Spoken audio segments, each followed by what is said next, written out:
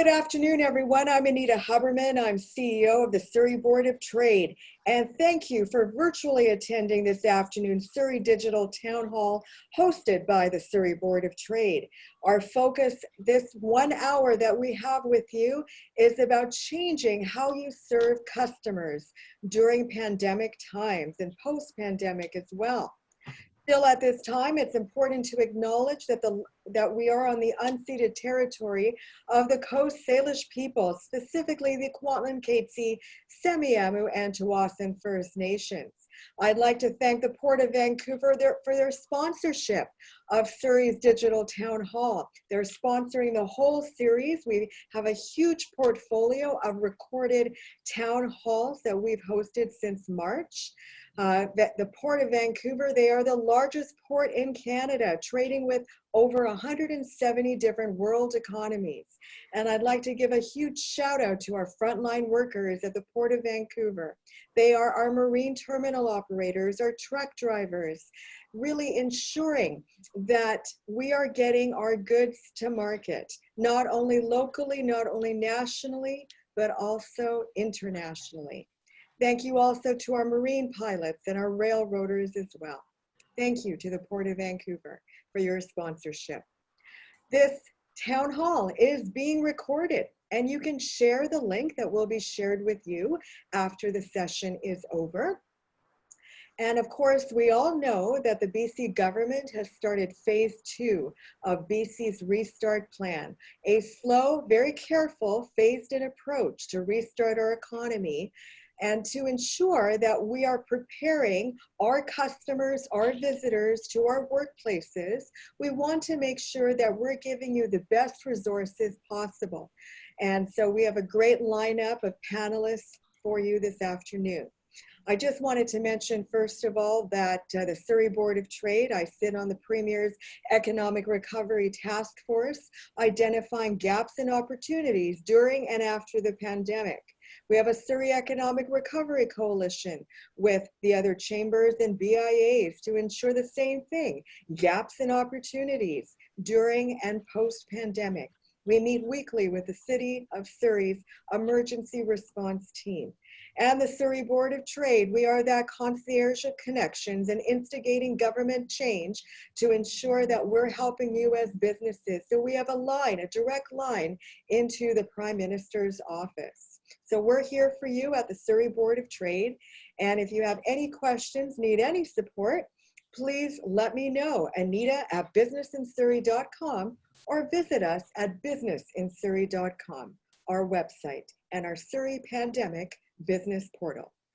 So, to introduce our panelists this afternoon, first we have Cybele Negris. She is the CEO and co-founder of Webnames.ca, Canada's original .ca registrar and provider of hundreds of domain extensions. Technology, everyone, is so important in how you're going to serve your customers.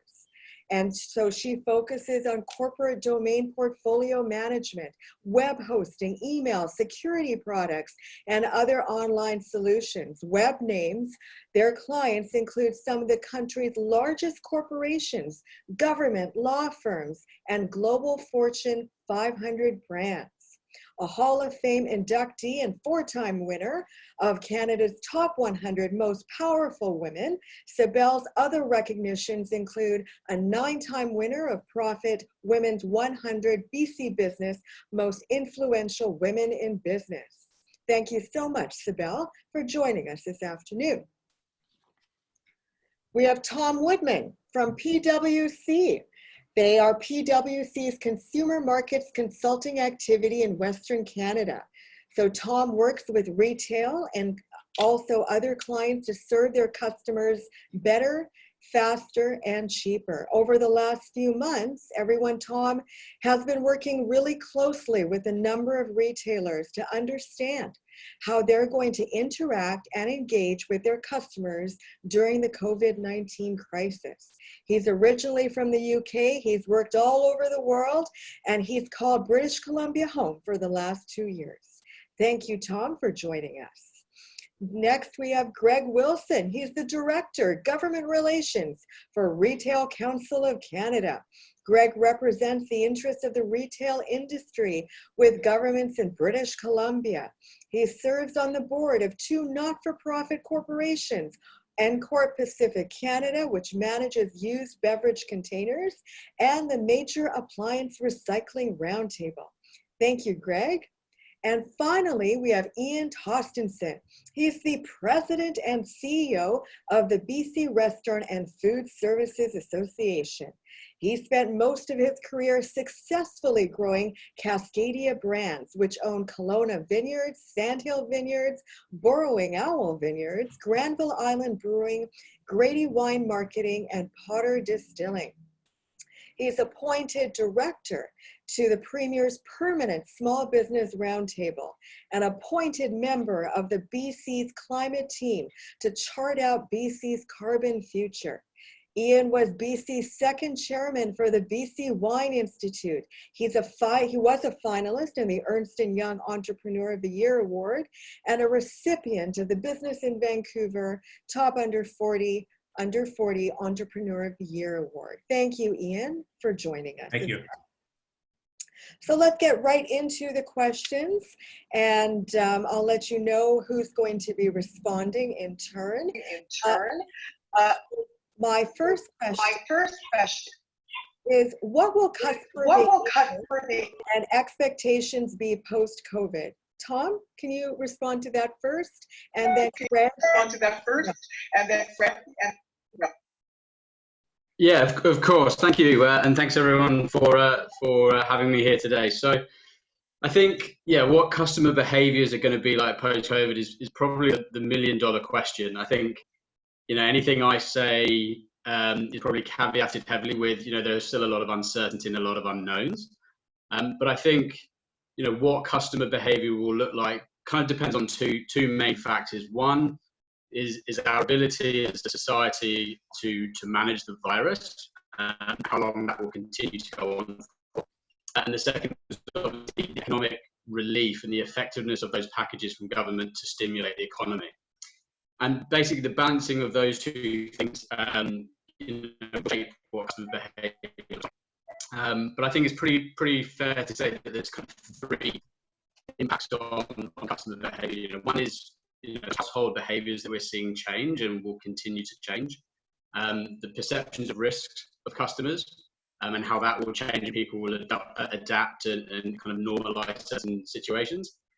And then the third thing is joblessness. So that is the impact on unemployment, on consumers' ability to spend. So we at PwC have been having a lot of conversations around this, and we get asked this question a lot. And we are starting to form a picture of kind of four main trends that we're seeing that are impacting customer behaviour.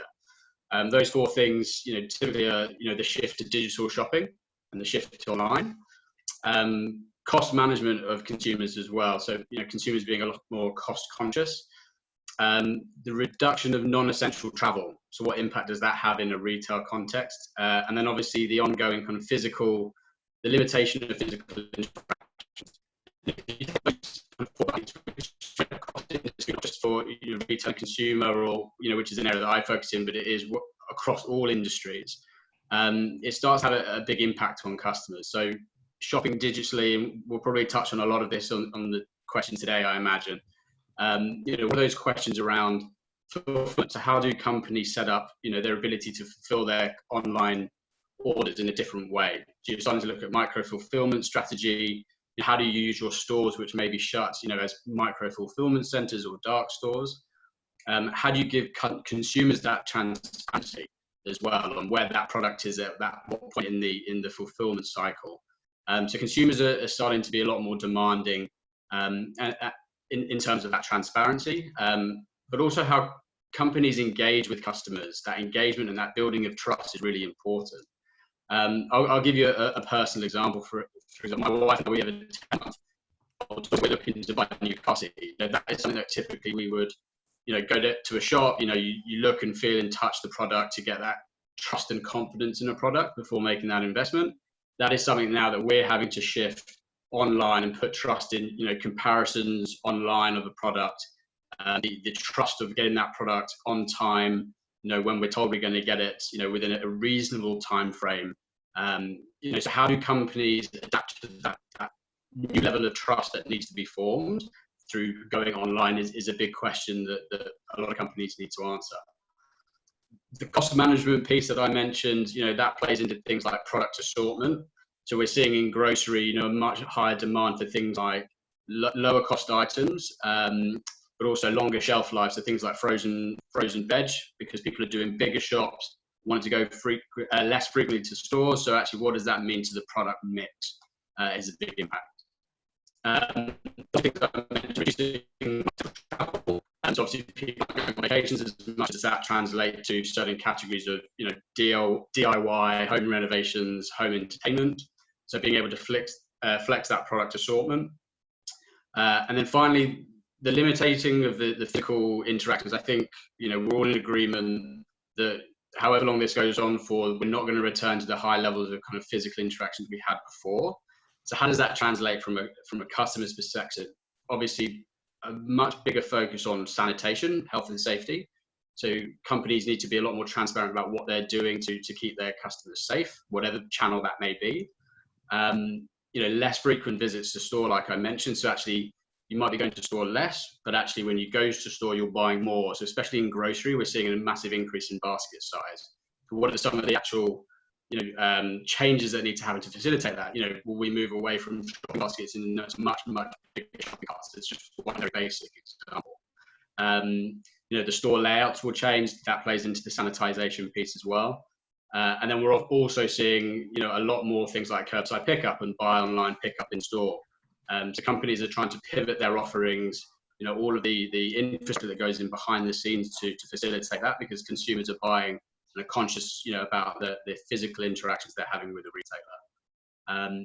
So fundamentally, there's some of the changes that we're seeing. It all comes down to understanding your customer for your particular business, your segment, and kind of reacting to what they need. But obviously what they need is changing and looking slightly different.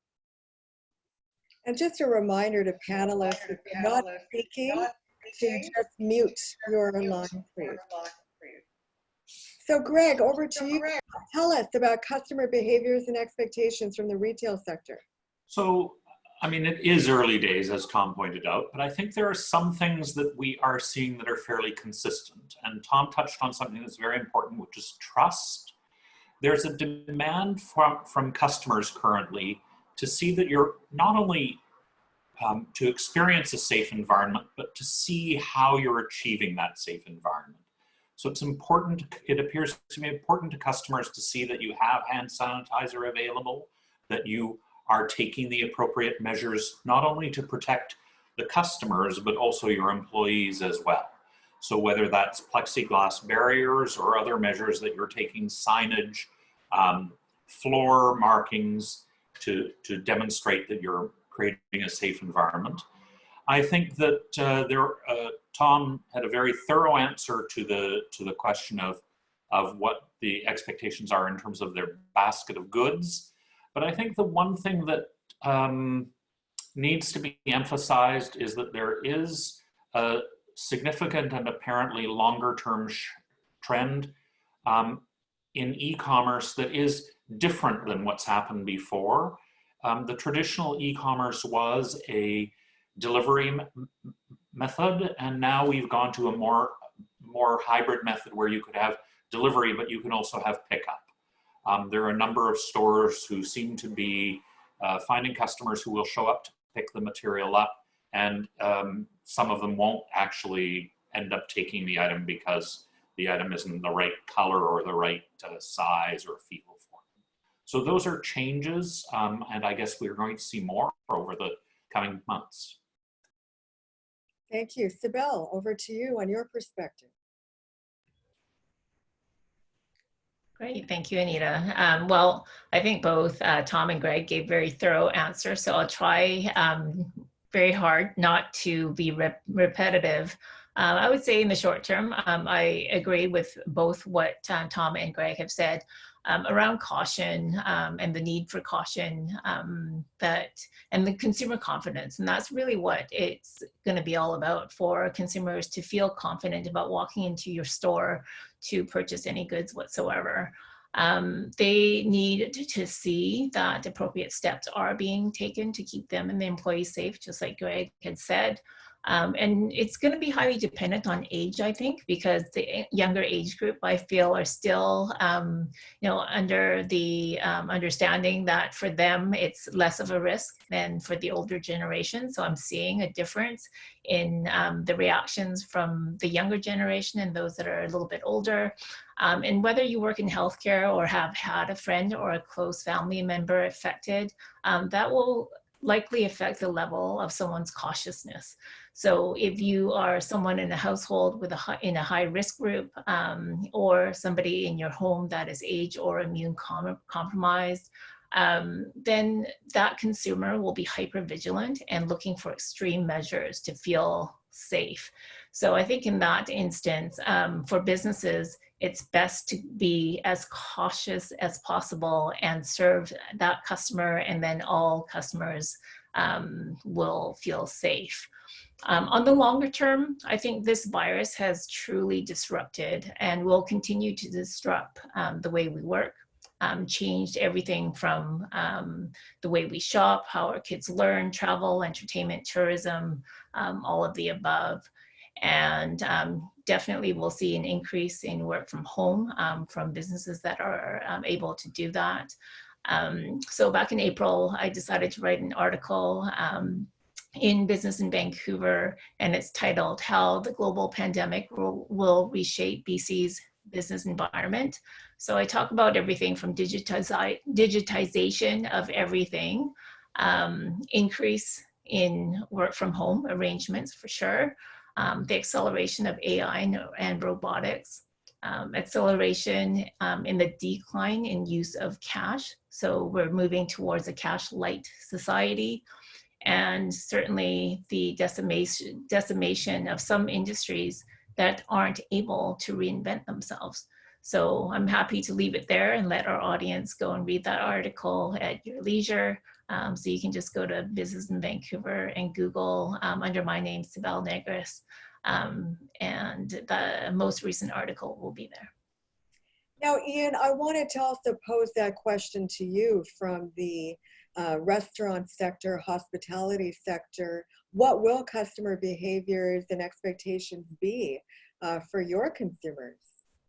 Well, what we're seeing, Anita, and by the way, thank you for putting this forum on, is our numbers that are sort of like this. There's 30% of the population that just going to go out to restaurants because they miss it so much.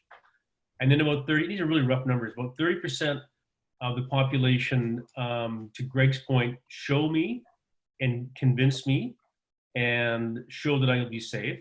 So that's the whole strategy with restaurants with regards to how it feels and looks when you go into a restaurant. So sanitation and proper physical distancing, those sorts of things. And the other part, the 30% are not going to go out unless there's something that's, in the form of vaccination. So we're going to have to work really hard at trust, but it's there. I mean, you were talking about going out this weekend yourself, Anita. Not a lot of restaurants are open yet, but the ones that are open, the people went out and went, it was so much fun, even though they may have seen plexiglass, they may have seen a mask, or they may have seen some odd things going on. But odd in the sense that they're reassuring to the public and convincing to the public that it's a safe place to go. We have a lot of businesses in Surrey that are still not digital for one reason or another. And then some businesses that have to reform their digital strategy. So can you provide some advice on how, especially small businesses with limited budgets, limited resources, can have a digital platform or strategy when they really didn't have one in the past? So Cybele, we'll go to you first.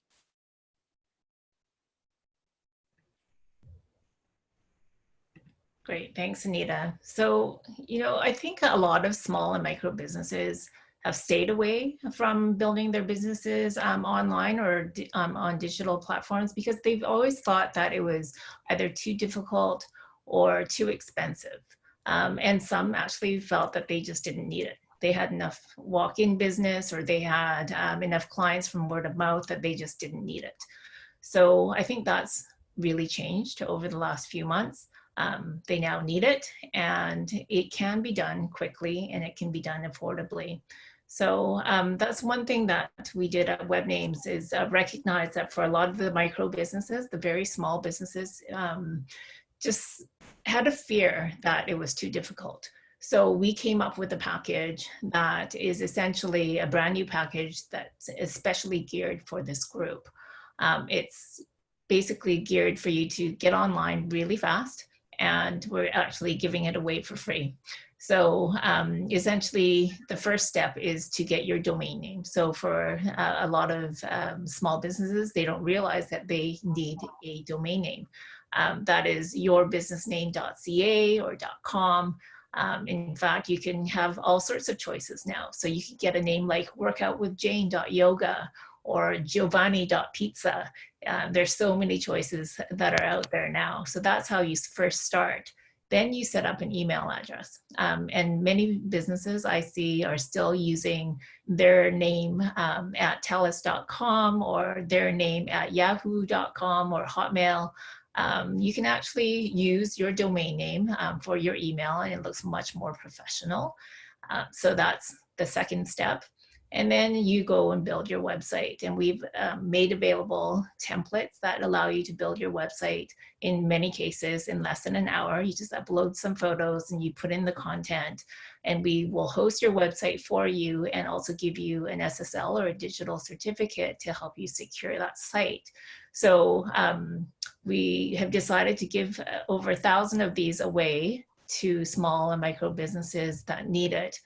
You don't even need to give us a credit card. We'll just get you online, and it's our way of giving back to the small business community to get through these tough times. So that's a really easy way to get started. Once you've built your website, the next thing to do is try to get traffic to that site. So my marketing team is actually doing a webinar this Thursday, May the 28th. It's through the New Ventures BC, and it's at 11 o'clock to 11:45. And the title of the webinar is Getting Traffic to Your Website. It's very basic, and it's for people to get started, tailored for beginners who have never done it before, or those who want a refresher. And hopefully that will help people build their website as well as get traffic to it and get people online. Thank you so much, Cybele. That's great news for small businesses and micro businesses. Tom, your perspective on digital platforms. Yeah, thank you. And sorry if you had trouble hearing me before. I've rebooted, so hopefully it should work. Yeah, so I mean, again, we get this question a lot. Some of the kind of perspective in the conversations that I've had around this is around the investment and where to put kind of the dollars, as it were. Some companies already have e-com, some are kind of starting to plan to go online. And I think first and foremost, getting online is essential, right? Because that is where the competition is. That's where you got to play, right? So that is first and foremost kind of the priority. But then aligning that strategy to kind of what your customer proposition is, often is overlooked, and actually a lot of money gets wasted investing in certain areas of your e-com business that doesn't have the desired impact. So if you're for example a retailer who needs to compete on quick delivery times, transparency of your supply chain, and giving customers transparency where that product is, and visible fulfillment, supply chain is a heavy area for you to invest in. If in actual fact your customer proposition is something where you don't need to do next day delivery, your customers are willing to wait. If your customers don't need to know where that package is every single minute of the day that it's in transit, actually investing in a sophisticated supply chain isn't needed. And actually being good enough, or just operating at a standard level, is fine for your business. And actually those dollars would be much better spent elsewhere. Sometimes we see companies invest heavily in in very sophisticated or in certain areas, doesn't have to necessarily be sophisticated, but in certain areas of their supply chain or their business, which actually doesn't have that alignment to their customer proposition. So that is something that I would kind of advise, before you start investing, really think about what aligns to your brand, what aligns to your customer proposition, and where that your customer is going to see the value. That's where you can make sure you get the best kind of return on investment for those dollars invested. Greg, I wanted to ask you just a little bit of a different question. Do you have any insight on the processes and best practices related to getting products to customers in this digital world? So, of course, for the retail sector, some of it already was happening before COVID-19. And certainly the restaurant sector, I'll ask you this, Ian, as well shortly. Things have had to really be transformed in the digital space. So Greg, you first. So I think you've seen differences as a result of this period of time in how you handle goods, but there are more than just the ones that are sort of seen by the customers. So Tom spoke about the delivery piece. What we've learned here, and the critical learning for small businesses, is that there has been an amount of change. And so one place where some of them have changed is frankly on their delivery companies, where customers were unsatisfied with delivery. Some retailers have actually changed the supplier for their delivery services. So that's an entity, that's something that's happened. We've talked to people who've now started to change their suppliers, which is to say their merchandise mix is changing a bit.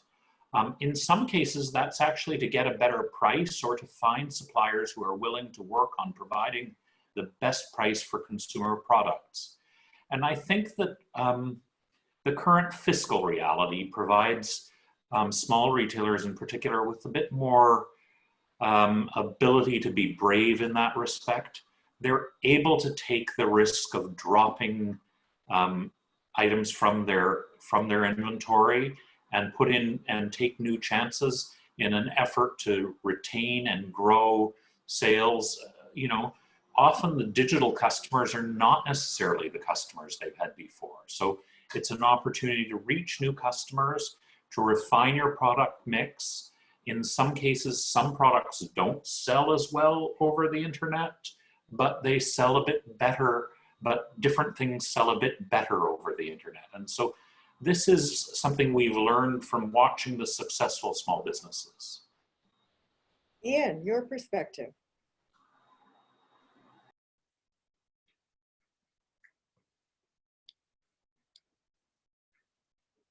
Ian? Sorry about that. We've been closed the last 2.5 months, of course, but I think what we saw was a pivot, which was already a trend in our industry towards takeout and delivery. Delivery was actually taking on a life of its own. It was becoming about 25% of the industry, and it went to almost 100% of the industry. That's the only thing we could do for the last 2.5 months. And that product, that's been refined, and you've seen all sorts of interesting developments during the last 2.5 months. Some restaurant groups are doing marketplaces right now where they're actually selling the toilet paper and soap and eggs and milk and fresh produce. We were able to, during this time, convince the government, it took us 2 days, which was amazing. Usually takes about 2 years, to allow the delivery of alcohol with food deliveries.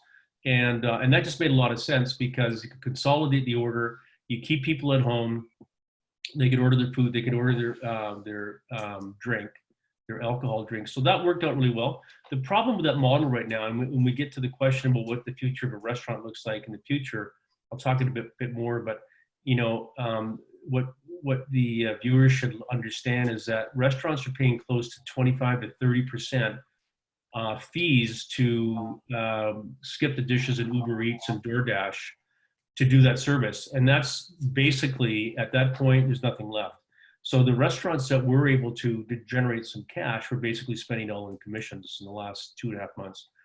So we're working on that. We've asked the government to cap those fees. We've asked the They did it in Seattle and San Francisco, Los Angeles, and New York City, where it's such a captive market, and particularly with a pandemic like we've been in, there's not much choice. And so these companies sort of had restaurants by the throat. And we asked them to lower their fees to 15%. They said they weren't interested in doing that. Can you imagine that after all the work needed we did with Uber and rideshare companies? And they said, no, it's going to result in unemployment and we can't do it. We can't make money.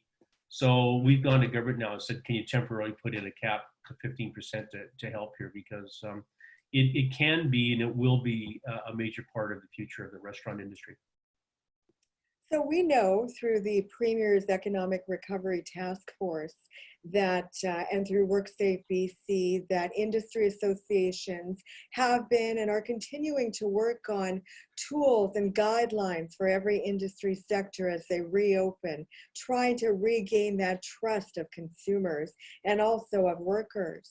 So Greg, from the retail sector, what are you recommending to government right now and what needs to be done in the future? Well, first I should say that Retail Council has a very detailed 6-part retail playbook available from our website. It's available for free download. So anybody who's got interest, it's got some great ideas, particularly in marketing and merchandising and store operations for people who are looking to reopen. But our work with government has been, I think, on the guidance has been to smooth out rough edges. So, which is to say, in some cases, the guidance hasn't addressed things that are where we're commonly getting questions. And in other cases, the guidance is appropriate for, say, a large format store, but not for a small format store. So the initial guidance, for example, for food businesses would have been great for grocers. Frankly, it would have provided occupancy numbers that were in excess of what grocers needed or could manage in their stores, but it wouldn't have allowed a butcher shop or a fishmonger, a small independent food shop, to remain open. So that's been our focus. I'm actually hoping that we can move more towards more practical things. Ian highlighted that excellent item on liquor, on allowing the retail sale of liquor for restaurants to sell to their customers with their meals. Likewise, there is a view that more retail stores would like to get in, food stores would like to get into a different level of mix, selling, different items like cheese boards and charcuterie boards as well. Well, what about the restaurant sector, Ian? In terms of what? Well, what are you advising to government? You've been a leader, actually, in terms of providing guidance for your sector, but what else needs to be done?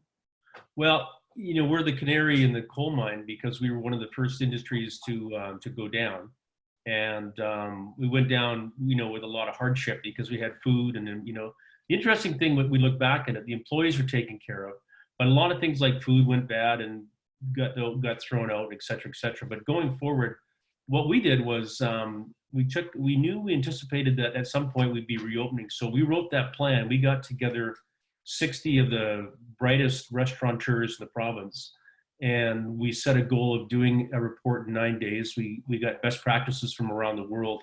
And believe me, there wasn't a lot of best practices because they hadn't been shut down before. But we put that together and we worked really hard over 3 Zoom calls. And it wasn't like herding cats. It was laser focused. And we came up with a plan and we sent it to the government. This is about 4 weeks ago now. And that actually formed, it was a major, I understand we were the first industry to put a plan in, and number 2 is that it helped WorkSafe tremendously in terms of sort of things that we did. So we anticipated, physical distancing, how to handle food, the separation between cooks and cleaners and wait staff, anticipating lineups in restaurants and how to separate that. So that was our advice to government. And the Premier, I was telling you earlier, called to say thanks because they don't know. And any industry that's listening right now, if you haven't done that, you need to do that. You need to take control of your brand and your sector and write the plans for the government to consider. And it worked really well in our case. And so we were able to road test a lot of the things with government. So that was the first thing. Second thing is that we basically said to government that as a membership-based organization, there's zero revenue, and every single person now in this industry is a member of ours.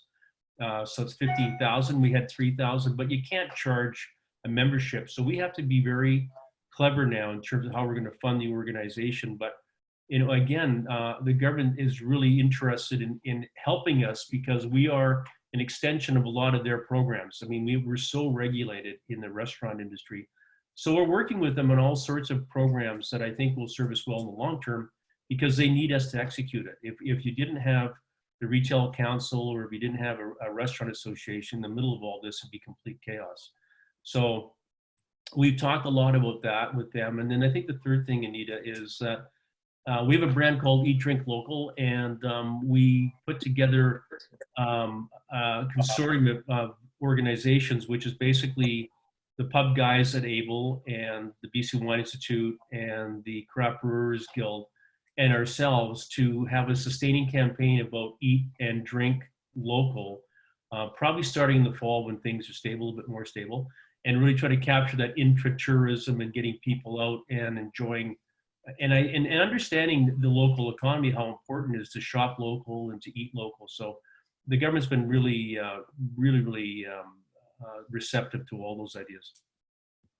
Greg, how do you keep customers engaged with your business and brand for the retail sector, especially if they've been closed over the past couple of months?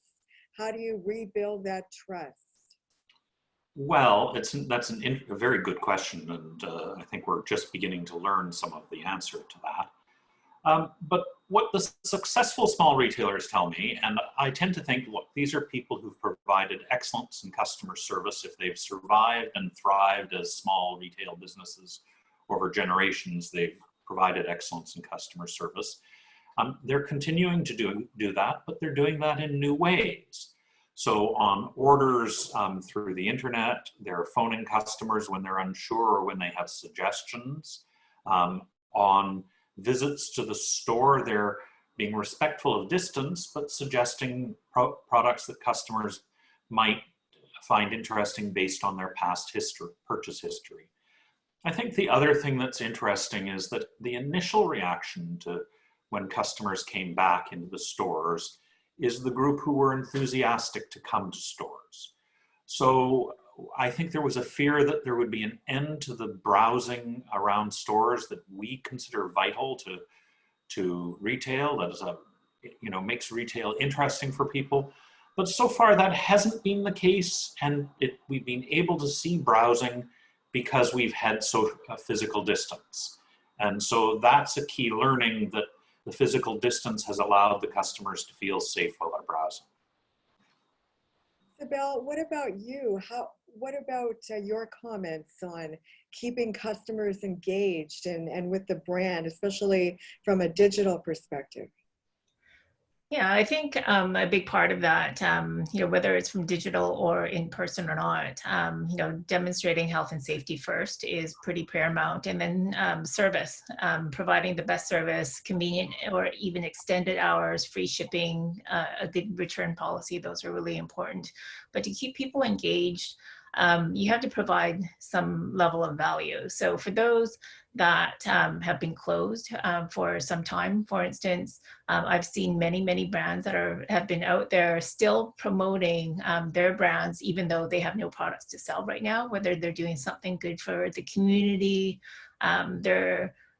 Some restaurants have been donating food and packaging food up and delivering that to hospitals. Some retailers have been doing great things in retooling their production to making masks, for instance. So providing value to keep your business top of mind when customers are ready to spend, even though you can't open right away, would be a good thing to do. I'll use Science World. I'm on the board of Science World as a good example. It'll be some time, I think, until we're able and ready to open a large facility of that sort to be able to have many children in Science World. It's a big facility, and it's not like a regular museum where you're just looking at artwork and so forth, or even going to the aquarium where you are looking at animals, it's a high touch facility. It's based on an experience where you're touching and feeling and playing. So that's difficult. But what Science World has done since they've been closed since March the 17th has been to shift content online. So providing what we call a daily dose of science. So digital information and resources and fun things for kids and who are home from school, parents and teachers to be able to access resources for educational content. So doing things like that to keep people engaged while you're closed has been a great way to allow people to come back when they're ready, and when we're ready to open, that's going to keep people engaged and keep you top of mind when people are ready to spend and come in and attend your facility. So Greg and Ian, employers can do everything they possibly can to ensure the trust for consumers. They can put in the signage, the barriers, all of those pieces. But what should businesses be doing to communicate with their customers in terms of their behavior on site in a retail store or in a restaurant to ensure safety mechanisms are in place? Greg? So it's a very interesting world we've entered in the last couple of months. And one of the first experiences I had was a lot of grocery and pharmacy workers calling and asking about safety in their workplaces. Because, we're not just an industry association, we're an association of all of the people in retail. And I had a grocery employee explain this very well to me. She's now, been in the workforce for 20 odd years, and she explains that she's had customer service drilled into her from the first day she started on the job, that your job is to make the customer feel welcome and help the customer enjoy their time in your store. And now she's being turned around into a little bit of a police officer, not being unpleasant to police officers, because she's having to tell people that we really need you to stay apart. We'd like you to wear a mask. Please don't put your items on the conveyor belt before. And so the learning here is that you can do all of this, but some of this is with tone and patience and understanding. And we're just having, retailers who stayed open learn that all of their customers and all of their employees were all anxious. And this led to an increase in workplace hostility. And now over time, some de-escalation training added into the mix sometimes. But they're learning that the answer to a lot of this is patience and practice at speaking to customers. It's not easy to get all customers to wear a mask, but that's the attempt in some retail stores. Yeah. We might have the most difficult industry to restart because we're dealing with food. But on the other hand, the restaurant industry always has had high standards in dealing with that. So we've got to bring that up front. I mean, Greg mentioned that earlier, is all the stuff that we did behind the scenes we'll put up front. But what we're doing right now in terms of, so we have a built-in audience that want to go out. They're tired of being at home. They don't want to cook anymore. They want to go out and at least look at some people. They can't probably touch them. They can't get too close, but they accept that. And there's a big market of people. As soon as restaurants opened last week, some of them, there were lineups. And when the weather was nice, there were lineups to get on the patios. So we have a built-in audience already that love restaurants, that love the sociability, and that don't necessarily have to go to a retail store, but they seem to have to go to a restaurant because it's social. They're missing that. We started a campaign that we're taking as many restaurants as we can on a daily basis, and it's a social campaign. And we'll highlight the restaurant and say, what is Anita's restaurant doing for her customers? And she will be the CEO and say, we've done this and this and this. We do that hundreds of times over and over for the public to understand that, we've got one chance to get this right. We can't close and restart again for a whole bunch of reasons. We are going to have some restaurants that don't abide by it, but that's going to be few and far between. But I think we're lucky in that way. Is it's highly technical, and it's almost like, people say, well, how can you open a restaurant amid this crisis? But then when you please open your restaurant, I don't care if you have to wear a hazmat suit. I just want to go out and have some sociability. So, the market's going to be smaller, but, and it's very constricting at 50% capacity. No restaurant in the world can make money. But if you look at delivery, in-store dining, and patios, there's a chance to get to the other side slowly in this one. Greg and Cybele, we know that when we're all reopening our businesses, we're not going to get our reopening strategy right the first time. What can we do to help our employees reduce customer frustration and respond to customer concerns? Greg? So, this is a very important thing you raise. That, people are going to try and fail, and they're going to have to try and fail. That's often been the case in business, but I think now people are going to have to be more forgiving of it. Customers, employees and owners. So what we've learned is that there are ways of doing things, but our understanding is changing. And apparel, which has only been now, there were apparel stores open the entire time through the crisis, but a lot of apparel was closed and has reopened in the last week or two. The emphasis for apparel has gone in an interesting direction. At first, there was an emphasis on customers not handling things. Now that emphasis has changed, because in apparel, the fabric is very important. And so the emphasis has changed from quarantining things that were touched by customers, instead to customers using hand sanitizer immediately upon their arrival in store. And so that's a change from what our expectation was. So I think we're going to look at some more of those. There are certainly some changes with respect to fitting rooms and to making alterations on clothing and jewelry and what have you. I think we're going to see changing practices, and Ian can probably tell us this better than others. Restaurants will probably go through the same thing. You will have to change. That's just part of the game right now. Cybele, your comments on that? Yes, thank you. So I would say that it's really important to set out the expectations at the outset for people who are coming into a store.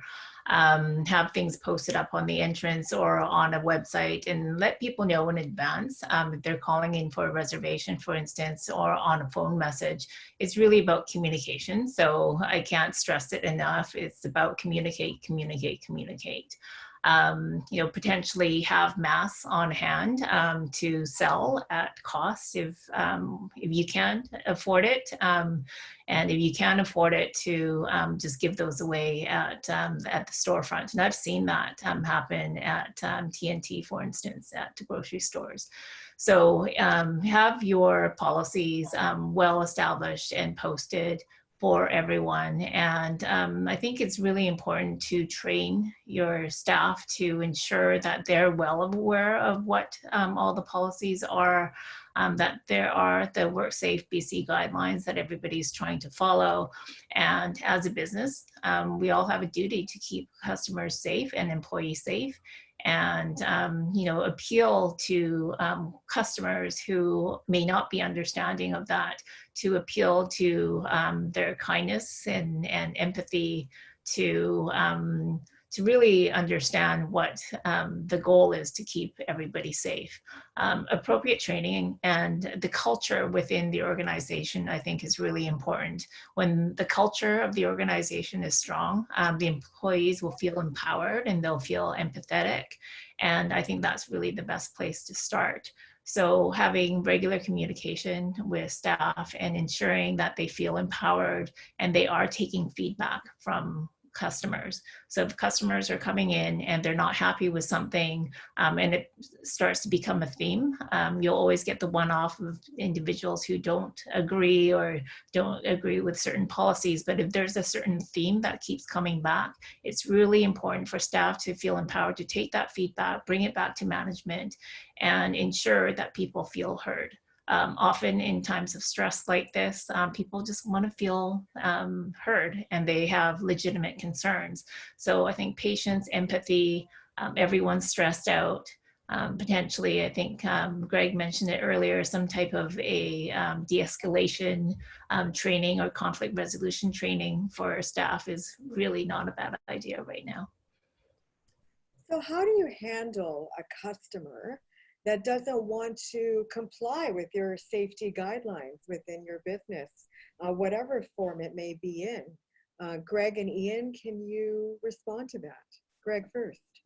Well, I think one of the things that's important to remember, and it's very thankful that I go right after Cybele, who's covered this very well in some respects, but you know, I think you have to remember that the customer you're dealing with is not the only customer. Likely there's another customer nearby that's hearing the transaction. So I think you explain thoroughly why a certain policy is in place.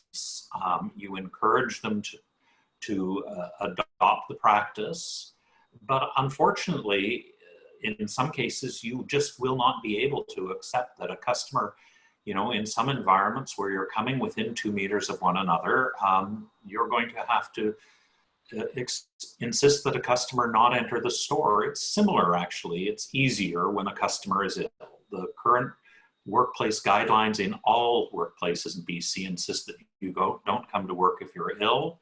That seems a little easier for us to grasp, but the idea that you'd force a customer to wear a mask or require a customer to wear a mask is a little harder. But I think employers have a responsibility. They have a responsibility to not only to their employees, but also to the other customers. And I think the key is, again, the patience and understanding piece. Thank you. Ian, your thoughts? Yeah, Greg, you're much more elegant than I am. I would say throw them out, because we have to be kind of black and white here. We've heard about a few places that aren't, that just don't even acknowledge the responsibility of, you know, safety. So I think a couple of things will happen. You're totally right, Greg. I mean, it's, you know, if it's a reasonable explanation as to why we're going to take your temperature, that's our policy, or why we want you to wear a mask. If they don't accept that, then it has to be very clear that, you know what, then sorry, you can't come in. It's as simple as that. They have the right to do that. But most importantly are the people that are already in there, or the employees that are already there. They're more important than some cowboy. And I get those letters about one a day. People say, this is ridiculous, we've gone too far. Open up restaurants, you know, we're being taken over by government, all that kind of stuff. They're out there. And I think that anybody that walks into a business and does not respect the house rules, asking them to leave, I have no problems with that. I think restaurants don't either, because it just, no one wants to be put at risk. And those kinds of things, letting people sort of come in and break the rules, nah, can't work. So throw them out. Nice. Great advice. But I just wanted to give a final opportunity to Tom from PwC. Do you have any final thoughts, any other further advice about serving customers during these very unprecedented times, the uncertainty that's in the future?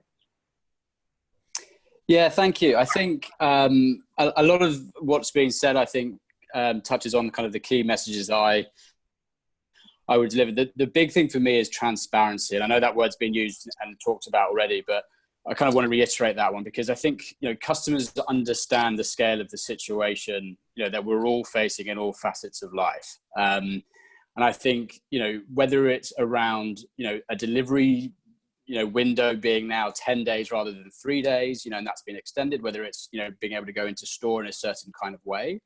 I think, you know, if retailers and companies can be very transparent about, you know, these are the measures that we're taking, obviously these are the reasons why, you know, it's for their greater good, or if it's, you know, supply chain thing, it's, you know, we're dealing with, you know, supply chain issues or increased volume, you know, if it's contact centers, you know, and that's another big thing we've seen is a tremendous amount of volumes going through contact centers because, of all the supply chain challenges.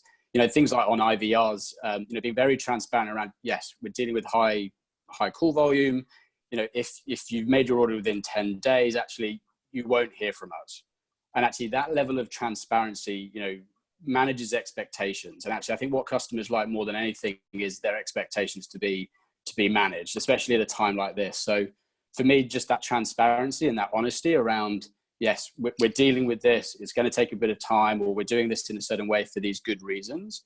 I think most people, yes, you may get the odd exception, but most people will understand that and respect that. So that would be my big thing is that transparency of that communication.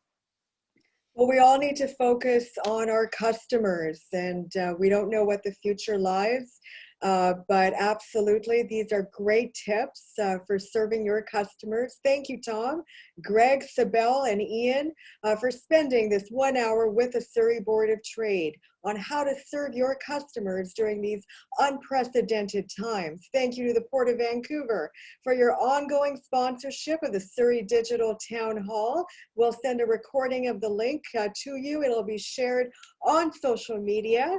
And remember, tomorrow at noon, we have Canada's Infrastructure Minister, Catherine McKenna, joining us.